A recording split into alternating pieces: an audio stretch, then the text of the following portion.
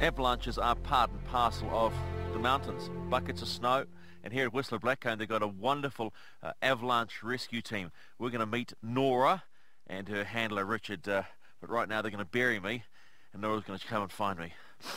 Don't mind saying it's a little bit scary. Never mind, off we go. All right, so how is that for size? Just perfect coffin size, or? Keep burying me before I get nervous. All right. I think it's too late. No, it's not nervous. I heard that tone was a little different than the other tone.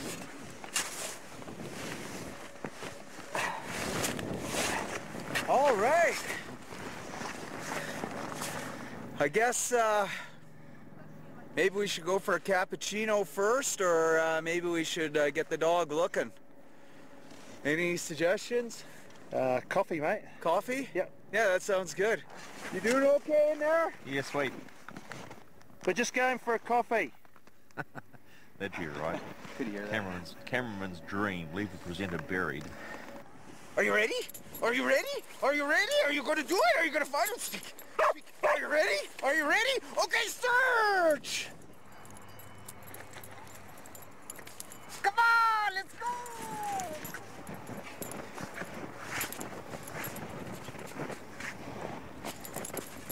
That's where I was digging. There's a little mice out there. Ooh, what smells in here? That smells like someone. That smells like a kiwi. Does that smell like a kiwi in there? I'm rescued. Oh, hey. Good dog. Get him out of there, Nora. Pull him right out of there. Pull him right out of there. Let her pull you right out. Hold on and let her help pull you right out of there. Come on, pull him out of there. That's a girl. Pull him out. There you go. Pull him out of there. Good dog. Now, good girl. If I was trapped, I'd be the happiest man alive right now. What a good girl. What a good girl. But that young lady there saves lives. What'd you get there? I know you had that before, huh?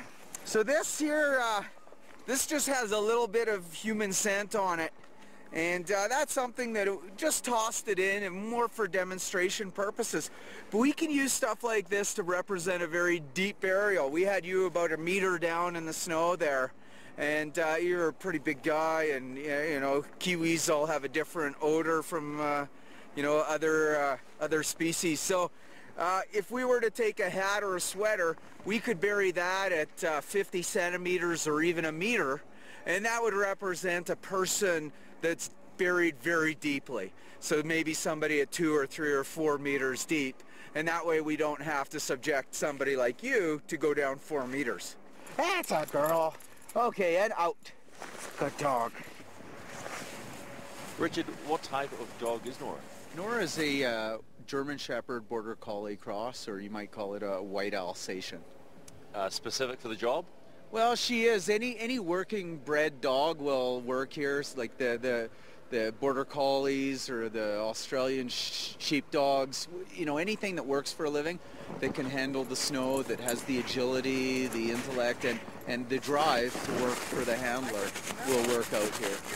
The key is now, when do you start training them, and how long does it take before they're a certified dog? Sure, we start the dogs training as soon as we get them as small pups. It generally takes about 2 to 3 years, depending on the dog team, and that's the handler, how experienced the handler is, and how how the dog takes to it.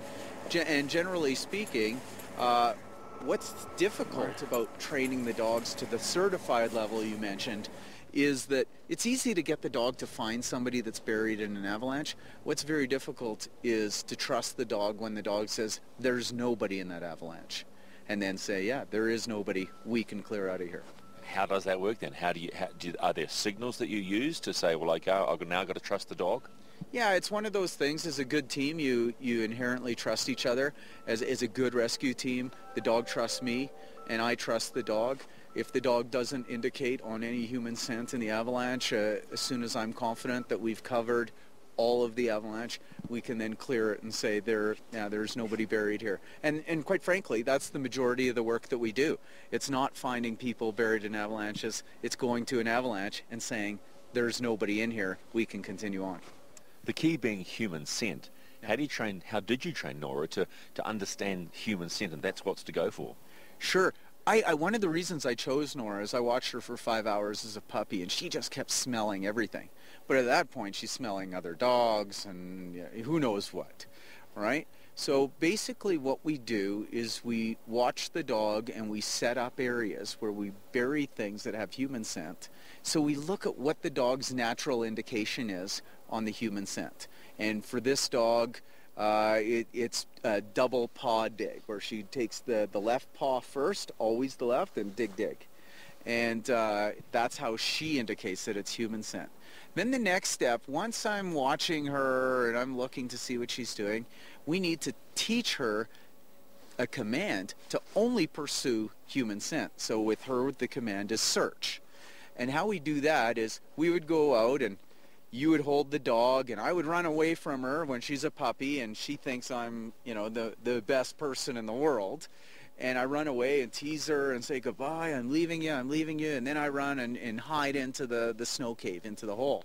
Then you look at her and she'll be all anxious and jumping up and down because she wants to come get me. And you say, search. She knows exactly where I went. So she runs straight to me, and she's a good dog, and she gets lots of praise. The next step is the identical event, only this time somebody else buries me. So when she gets where she thinks I am, she can no longer see me. She uses her nose, can smell me, and then will pursue me through the hole. The next step is to put you into the snow cave. Yeah, which was actually a really wonderful experience. Has she actually had to rescue someone yet? Nora's had an interesting career. We've done lots of searches. So far we have not found somebody who's been alive. It's still a fairly rare event. The worst thing, of course, for people is to have a loved one missing and not recovered. Nora has, in fact, though, saved herself. She was caught in a very large size 3 avalanche that is a meter wide at the top, a kilometer at the top, ran almost 2 meters deep and a kilometer long, and she was buried, and while I was looking for her, she dug herself out. Rest assured then that if you ever get in trouble in the Canadian mountains, one of the 30 teams that are nationwide will come and help you out. Even someone like this beautiful dog called Nora. Hey, you're a good girl. She's allowed to sleep on your bed? No.